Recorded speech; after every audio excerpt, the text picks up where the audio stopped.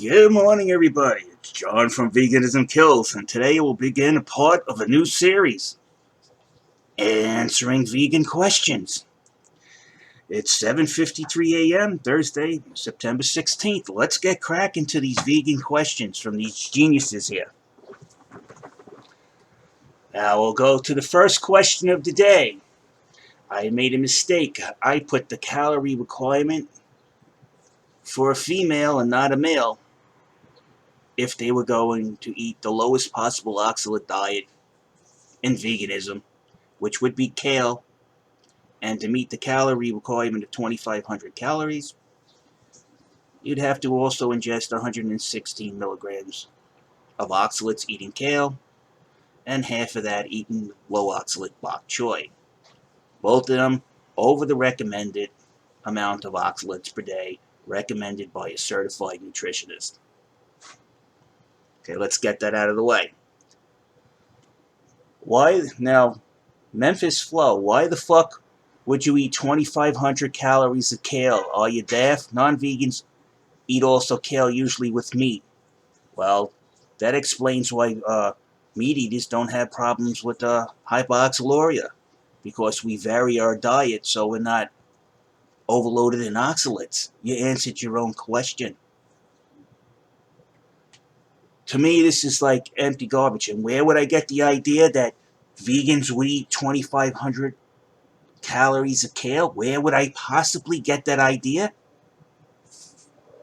From one of Ryan's other followers besides yourself. Right here. I don't drink smoothies. I usually eat half a bunch of kale a day and a few cups of greens. Never had any issue with oxalates. That's from Fort K, one of your more prominent vegans. Mephistus Flow.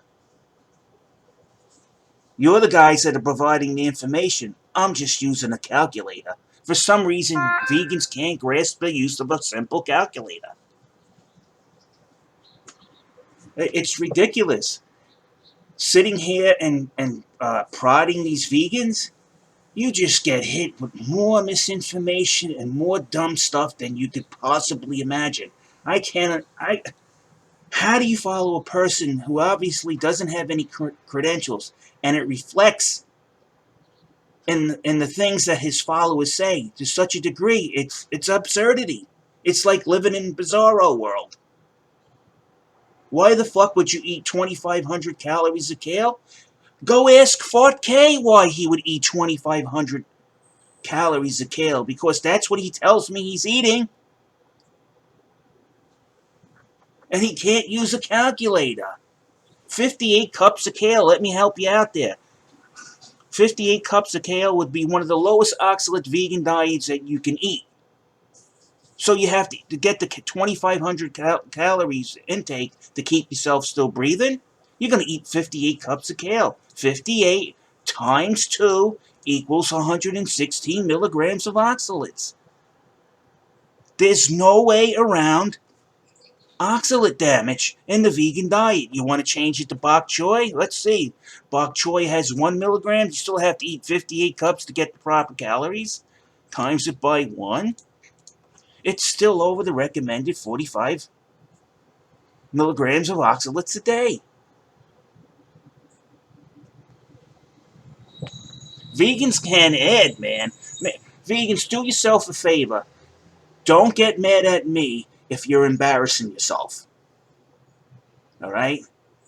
Being glib and dismissive, like Brian, who has no credentials, isn't going to change science. Okay? It's not going to change science. It's not going to change what you're ingesting if you follow this cult. And all Ryan is interested in is selling you ebooks, and he doesn't even know the oxalate count of all the food that he's telling you to eat in that cookbook.